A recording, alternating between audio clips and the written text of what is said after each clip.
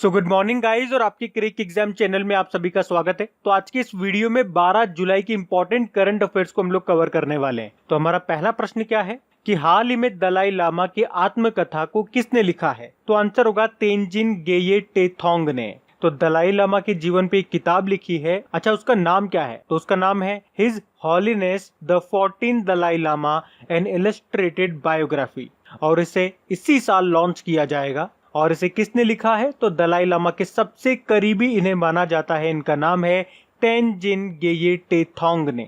दलाई लामा की बात करेंगे तो ये अभी वर्तमान में हिमाचल प्रदेश की धर्मशाला में रहते हैं। ये 23 साल की उम्र में तिब्बत से भाग करके भारत आ गए थे और इन्हें 1989 में शांति और अहिंसा और स्वतंत्रता पर उनकी शिक्षाओं के लिए पीस का नोबेल प्राइज भी मिल चुका है। तो एक तो ये आपको याद रखना है। बाकी करण पुरी की बात करेंगे, इन्होंने एक बुक लिखी थी #MeToo नाम से, और दिनयर पटेल दादा भाई नेरोजी की बायोग्राफी लिखी थी जिसका नाम है पायोनियर ऑफ इंडियन नेशनलिज्म। और फांग फांग ये चाइनीज लेखक है, इन्होंने कौन सी किताब लिखी थी? Wuhan diary dispatches from a quarantined city. और हाँ, बुक्स की बात हुई है तो आपको बता दूं, बुक्स का जो 3rd वाला पार्ट हमारा बाकी था वो मैंने अपलोड कर दिया है कल इवनिंग में। तो अभी तक बुक्स के 3 पार्ट मैं अपलोड कर चुका हूं और तीनों पार्ट को मिला करके जनवरी से लेकर जून तक की आपकी सारी बुक्स कवर हो चुकी हैं। तो हमारी टॉपिक वाइज करंट अफेयर्स की जो सीरीज चल रही है उसमें बुक वाला सेक्शन भी कंप्लीट हो गया है। अब हम नया सेक्शन स्टार्ट करेंगे, हो सकता है इंडेक्सेस ले लें या अपॉइंटमेंट्स या अवार्ड्स पे बात कर लें। तो जब तक आप सारी बुक्स को कवर कर लेना, तीनों पार्ट आप ध्यान से सुन लेना उसे। अगर अभी तक आपने नहीं सुना है तो डिस्क्रिप्शन में और कमेंट बॉक्स में भी मैं लिंक डाल दूंगा, तो वहां जाकर के आप सुन लेना। बढ़ते हैं आगे। फिर है, हाल ही में किस राज्य के नादौन पुलिस थाने को देश के सबसे श्रेष्ठ पुलिस थाने का दर्जा दिया गया है? तो आंसर होगा हिमाचल प्रदेश। तो हिमाचल प्रदेश का है ये नादौन पुलिस थाना, जिसे अभी देश और राज्य के सर्वश्रेष्ठ पुलिस थाने का दर्जा दिया गया है। नादौन पुलिस थाना ये हिमाचल प्रदेश के हमीरपुर जिले में है। तो अभी जो हमारे होम मिनिस्टर है अमित शाह, उन्होंने इस पुलिस स्टेशन को उत्कृष्टता पत्र सर्टिफिकेट ऑफ एक्सीलेंस दिया है। अच्छा, इसी के साथ मैं आपको याद दिला दूं, आपको याद तो होगा वैसे, 2018 का जो बेस्ट पुलिस स्टेशन रहा था वो कौन सा रहा था? राजस्थान का कालू पुलिस स्टेशन। और 2019 में अंडमान निकोबार का अबरडीन पुलिस थाना बेस्ट पुलिस स्टेशन रहा था। और अब 2020 में हिमाचल प्रदेश का ये नादौन पुलिस थाना। तो ये आपको ये याद रखना है। अब बात हिमाचल प्रदेश की है तो ये रहा मैप में हिमाचल प्रदेश। कैपिटल इसकी शिमला है। देखो, 2 कैपिटल है, समर कैपिटल शिमला है, विंटर कैपिटल धर्मशाला है। मुख्यमंत्री जयराम ठाकुर हैं, गवर्नर हैं बंडारू दत्तात्रेय और चीफ जस्टिस है लिंगप्पा नारायण स्वामी। इसके अलावा अभी हम लोगों ने पढ़ा था कि 100% घरों में एलपीजी कनेक्शन वाला पहला राज्य बन गया है हिमाचल प्रदेश। अभी हिमाचल प्रदेश ने ई पंचायत पुरस्कार 2020 के तहत प्रथम पुरस्कार भी जीता था। ये पॉइंट भी ध्यान रखना इंपॉर्टेंट है। और अभी इसने बुजुर्गों के लिए, वरिष्ठ नागरिकों के लिए पंचवटी योजना भी शुरू की है। उसके अलावा हिमाचल प्रदेश ने ही निगाह प्रोग्राम भी शुरू किया था। बाहर से जो लोग अभी लॉकडाउन के समय में राज्य में वापस आए तो उनके परिजनों को ये शिक्षा दी गई थी कि भैया उनको क्वारंटाइन में रखना और थोड़ी सी डिस्टेंस बना करके रखना। तो ये था निगाह प्रोग्राम। एक निगाह एप्लीकेशन भी आप सुनोगे जो कि आंध्र प्रदेश ने लॉन्च की थी इलेक्शन में जो भ्रष्टाचार होते हैं उनको रोकने के लिए। और हिमाचल प्रदेश में अभी फगली त्योहार, फगली फेस्टिवल भी मनाया गया था। एक लोसर फेस्टिवल भी इंपॉर्टेंट है, यहाँ से पूछा जाता है ये लोसर फेस्टिवल हिमाचल प्रदेश में मनाते हैं। बढ़ते हैं आगे। और गाइज, अगर वीडियो आपको अच्छा लग रहा है तो प्लीज इसे लाइक करते हुए चलना। देखिए आप लोगों ने अभी लाइक किया है या नहीं किया है। नहीं किया है तो अभी इसको लाइक कर दीजिए, लास्ट तक आप लोग भूल जाओगे मैं कह रहा हूँ। और हाँ, इसे शेयर भी जरूर कर देना अपने दोस्तों के साथ में। और अगर आप में से कोई स्टूडेंट इस चैनल को फर्स्ट टाइम देख रहा है तो आप इस चैनल को सब्सक्राइब कर सकते हैं। सब्सक्राइब करने के बाद में पास में बेल आइकन को जरूर प्रेस कीजिएगा ताकि आगे के आपको नोटिफिकेशन मिलते रहें, ताकि आपसे कोई भी वीडियो मिस न हो। बेल आइकन को प्रेस करना जरूरी है। चलिए बढ़ते हैं आगे। फिर है, हाल ही में किसे हॉकी इंडिया के नए अध्यक्ष के रूप में नियुक्त किया गया है? तो आंसर होगा ज्ञानेंद्रो निंगोमबाम को। ये मणिपुर से हैं ज्ञानेंद्रो निंगोमबाम और अभी इन्हीं को हॉकी इंडिया का नया अध्यक्ष नियुक्त किया गया है। और ये किनका स्थान लेंगे, तो ये मोहम्मद मुश्ताक अहमद का स्थान लेंगे, जो अभी कुछ समय पहले ही उन्होंने अपने पद से इस्तीफा दे दिया था। तो आपको ये नया नाम याद रखना है, ज्ञानेंद्रो निगोम बाम हॉकी इंडिया के नए अध्यक्ष बन गए। बाकी नवतेज बल के बारे में मैंने आपको कल ही बताया था, माइक्रोसॉफ्ट इंडिया के नए एग्जीक्यूटिव डायरेक्टर बने। इंजेती श्रीनिवास बड़ा इंपॉर्टेंट नाम है, क्योंकि अभी international financial services centres authority के पहले चेयरमैन बने थे ये। और श्रीकांत माधव वैद ये इंडियन ऑयल कॉरपोरेशन के नए अध्यक्ष बने। तो ये ध्यान रखना, बढ़ते आगे। फिर है हाल ही में विश्व जनसंख्या दिवस कब मनाया गया, तो आंसर होगा 11 जुलाई को। तो हर साल 11 जुलाई को ये विश्व स्तर पर वर्ल्ड पॉपुलेशन डे के रूप में मनाया जाता है। कौन मनाता है, UNDP, united nation development programme. और इस बार की थीम क्या रही, पुटिंग द ब्रेक्स ऑन कोविड-19, safeguarding the health and rights of women and girls. तो ये इंपॉर्टेंट डे है, अक्सर कई बार पूछा जाता है एग्जाम में कि विश्व जनसंख्या दिवस कब मनाते हैं, तो 11 जुलाई को मनाते हैं। अच्छा, 10 जुलाई को भी एक और डे मनाते हैं हम, भारत में मनाते हैं, राष्ट्रीय मत्स्य किसान दिवस, नेशनल फिश फार्मर्स डे। तो ये भी ध्यान रखें। बाकी अभी जुलाई में कौन कौन से डे मनाए हमने, ज्यादा नहीं मनाए जुलाई में हमने। एक तो 1 जुलाई को मनाए थे कौन कौन से डे, नेशनल डॉक्टर्स डे और नेशनल चार्टेड अकाउंट्स डे, और 1 जुलाई को ही राष्ट्रीय डाक कर्मचारी दिवस के रूप में मनाया था। उसके अलावा 2 जुलाई को हमने वर्ल्ड स्पोर्ट्स जर्नलिस्ट डे के रूप में भी मनाया था, और 4 जुलाई को इंटरनेशनल डे ऑफ कोऑपरेटिव्स यानी कि अंतर्राष्ट्रीय सहकारिता दिवस के रूप में मनाया था। तो जुलाई में अभी इतने ही डे मनाए हैं, तो इनको ध्यान रखना। बढ़ते हैं आगे। फिर है हाल ही में किस राज्य में भारत की पहली राज्य स्तरीय ई लोक अदालत शुरू हुई है, तो आंसर होगा छत्तीसगढ़ में। तो अभी छत्तीसगढ़ के बिलासपुर जिले में भारत की पहली स्टेट लेवल ई लोक अदालत की शुरुआत की गई है। और इसका उद्घाटन किसने किया, छत्तीसगढ़ हाईकोर्ट के जो चीफ जस्टिस है पीआर रामचंद्रन मेनन, उन्होंने किया। तो ये भारत के न्यायिक इतिहास में पहली बार हो रहा है जब लोक अदालत वीडियो कॉन्फ्रेंसिंग के जरिए होगी, जिसमें जो पक्षकार होंगे और जो वकील होंगे उनको न्यायालय में आने की जरूरत नहीं होगी। वीडियो कॉन्फ्रेंसिंग के जरिए वो अपने मामले निपटा सकते हैं। अब बात छत्तीसगढ़ की है, तो ये रहा मैप में छत्तीसगढ़, कैपिटल इसकी रायपुर है। अच्छा, कैपिटल रायपुर है और छत्तीसगढ़ में ही आपको मिलेगा नया रायपुर, जिसका नाम चेंज होकर के अटल नगर हो गया। तो रायपुर, नया रायपुर ये अलग है, ध्यान रखना। मुख्यमंत्री हैं भूपेश बघेल, गवर्नर है अनुसुईया उइके, और चीफ जस्टिस मैंने आपको बता ही दिया पीआर रामचंद्रन मेनन है। इसके अलावा छत्तीसगढ़ के अंबिकापुर में भारत का पहला गार्बेज कैफे खुला था, ये भी आप ध्यान रखना। और अभी छत्तीसगढ़ सरकार ने राजीव गांधी किसान न्याय योजना भी शुरू की है। इसके अलावा छत्तीसगढ़ के पहले मुख्यमंत्री अजीत जोगी, इनका भी निधन हो गया था अभी। और छत्तीसगढ़ सरकार ने पढ़ई तुहर द्वार पोर्टल भी लॉन्च किया था। उसके अलावा होम डिलीवरी के लिए सीजी हार्ट योजना भी शुरू की है। अच्छा, सीजी हार्ट से मुझे एक प्रश्न याद आ रहा है, चलो मैं आप लोगों से एक प्रश्न पूछता हूँ। आप मुझे बताओ अभी किस देश ने डिजिटल हार्ट नाम का एक पोर्टल शुरू किया था। क्वेश्चन समझ गए ना, डिजिटल हार्ट नाम का पोर्टल अभी किस देश ने शुरू किया था। अभी 2-3 दिन पहले मैंने आपको बताया था, देखते हैं किस किस को याद है अभी तक। और आगे अगर बात करें छत्तीसगढ़ से, तो छत्तीसगढ़ की पुलिस ने होम क्वारंटाइन लोगों के लिए एक रक्षा सर्व एप्लीकेशन लॉन्च किया था। उसके अलावा छत्तीसगढ़ सरकार ने पुलिस कर्मियों को डिप्रेशन से बाहर निकालने के लिए स्पंदन योजना भी शुरू की थी। उसके अलावा रोजगार संगी मोबाइल एप्लीकेशन भी छत्तीसगढ़ ने लॉन्च किया था। उसके अलावा अभी छत्तीसगढ़ सरकार ने पशुधन न्याय योजना भी शुरू की थी, और 100% कचरे का निपटान करने वाला यानी कि उसको डिस्पोज करने वाला देश का पहला राज्य बनेगा आपका छत्तीसगढ़। देखो यहाँ से 3 नेशनल पार्क आप याद रखो, एक तो इंद्रावती नेशनल पार्क, एक किंगर वैली नेशनल पार्क और एक गुरु घासीदास नेशनल पार्क। वैसे अब ये छत्तीसगढ़ का चौथा टाइगर रिजर्व बन चुका है, और ये इंपॉर्टेंट है, एग्जाम में आता है, तो ध्यान रखना। बढ़ते हैं आगे। फिर है हाल ही में किस राज्य ने प्योर फॉर श्योर अभियान को शुरू किया है, तो आंसर होगा राजस्थान की सरकार ने। तो अभी राजस्थान सरकार ने दूध और डेयरी प्रोडक्ट्स की शुद्धता को सुनिश्चित करने के लिए, उसे इंश्योर करने के लिए ये प्योर फॉर श्योर अभियान को शुरू किया है। तो इसमें क्या होगा, इसमें 8 जुलाई से लेकर 14 जुलाई तक मिल्क यानी कि दूध और डेयरी प्रोडक्ट्स के सैंपल को कलेक्ट किया जाएगा, फिर उन्हें फूड टेस्टिंग लेबोरेटरीज में उनकी टेस्टिंग की जाएगी। तो ये है प्योर फॉर श्योर अभियान, जिसको शुरू किया है राजस्थान की सरकार ने। अब बात राजस्थान की है, तो ये रहा मैप में राजस्थान। देखो कैपिटल इसकी जयपुर है, और जयपुर से 2-3 पॉइंट आप याद रखो। सबसे सिंपल सा प्रश्न तो ये याद रख लो कि पिंक सिटी किसको कहते हैं, स्टेट लेवल के एग्जाम में पूछ लिया जाता है तो जयपुर को कहते हैं। उसके अलावा जयपुर के परकोटे को अभी वर्ल्ड हेरिटेज साइट में शामिल किया गया था। और सबसे इम्पॉर्टेंट, जयपुर में ही बनेगा विश्व का तीसरा सबसे बड़ा स्टेडियम जिसकी सिटिंग कैपेसिटी है 75,000 75,000।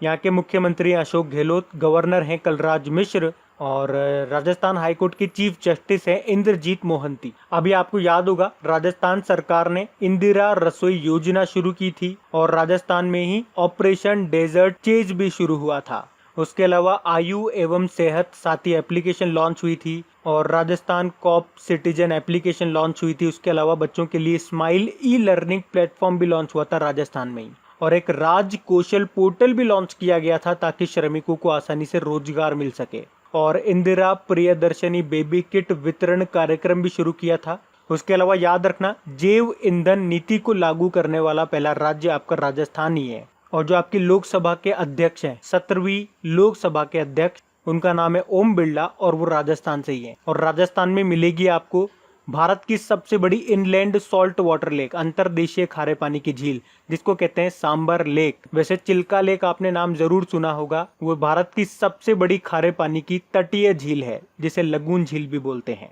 बाकी 3 टाइगर रिजर्व आपको मिलेंगे राजस्थान में, सरिस्का टाइगर रिजर्व, रणथंबोर और मुकुंदरा हिल्स, तो ये भी ध्यान रखना। बढ़ते आगे। फिर अभी हाल ही में किस देश में 2018 में बाघों पर किया गया सर्वे गिनीज वर्ल्ड रिकॉर्ड में दर्ज हो गया है? तो आंसर होगा भारत। तो भारत में 2018 में जो बाघों यानी कि टाइगर्स पे जो सर्वे किया गया था वे गिनीज वर्ल्ड रिकॉर्ड में दर्ज हो गया है। तो the all India tiger estimation ने 1,21,337 किलोमीटर स्क्वायर यानी कि इतने क्षेत्र में जो सर्वे किया था ना, वो दुनिया का सबसे बड़ा सर्वे साबित हुआ है। और इस सर्वे में 26,760 स्थानों पर कैमरे लगाए गए थे और इन कैमरों से वन्य जीवों के 3.5 करोड़ से ज्यादा फोटो लिए गए हैं। और आपको बता दूं, इस नई गणना के अनुसार देश में जो बाघों की संख्या है वो बताई गई है 2,967 और सबसे ज्यादा बाघ आपको मिलेंगे मध्य प्रदेश में, उसके बाद कर्नाटक में। वैसे ज्यादा इनमें फर्क नहीं है, लेकिन मध्य प्रदेश में ज्यादा है, उससे कम कर्नाटक में है। और एक और पॉइंट याद रखना, देखो बाघों की संख्या को दुगना करने का जो लक्ष्य रखा था वो 2022 रखा था, लेकिन भारत ने उससे पहले ही बाघों की संख्या को दोगुना कर लिया है। लेकिन अगर प्रश्न इस तरह से बनता है कि बाघों की आबादी को दोगुना करने वाला पहला देश कौन सा बना, तो फिर आपका आंसर हो जाएगा नेपाल। तो ये याद रखना। बढ़ते आगे। फिर हाल ही में सिंगापुर के फिर से प्रधानमंत्री पद का चुनाव किसने जीत लिया है? तो आंसर होगा ली सीन लूंग ने। तो वर्ष 2004 से ये ली सीन लूंग यहाँ के प्रधानमंत्री हैं और अभी सिंगापुर के आम चुनाव में भी जो इनकी पार्टी है पीपल्स एक्शन पार्टी, उसे 90% सीटों पर जीत मिली है। तो इस जीत के बाद ली सीन लूंग सिंगापुर के प्रधानमंत्री बने रहेंगे। और साथ में आपको बता दूं कि साउथ कोरिया के बाद सिंगापुर एशिया का दूसरा देश बन गया है जिसने कोविड-19 के समय चुनाव करवाए हैं। बाकी एमादुगोन कुलिबली, कल परसों ही हमने पढ़ा था, आइवरी कोस्ट, इसके प्रधानमंत्री थे ये, लेकिन अभी इनका निधन हो गया। और जीन कैस्टेक्स फ्रांस के नए प्रधानमंत्री बन गए और माइकल मार्टिन आयरलैंड के नए प्रधानमंत्री बन गए। अच्छा, यहाँ पे बात तो सिंगापुर की है, तो ये रहा मैप में सिंगापुर। कैपिटल सिंगापुर सिटी है। और देखो सिंगापुर में आपको हेडक्वार्टर मिलेगा एपेक का, Asia Pacific economic cooperation. Currency Singapore dollar है और प्रेसिडेंट है हलीमा याकब। उसके अलावा याद रखना 2019-20 में भारत में सबसे ज्यादा FDI फॉरेन डायरेक्ट इन्वेस्टमेंट आया था सिंगापुर से ही, तो ये भी ध्यान रखना। बढ़ते हैं आगे।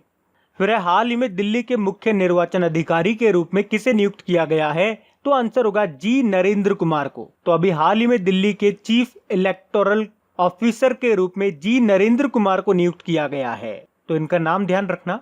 बाकी सुनील अरोड़ा तो आप जानते ही हो, भारत के मुख्य निर्वाचन आयुक्त हैं ये।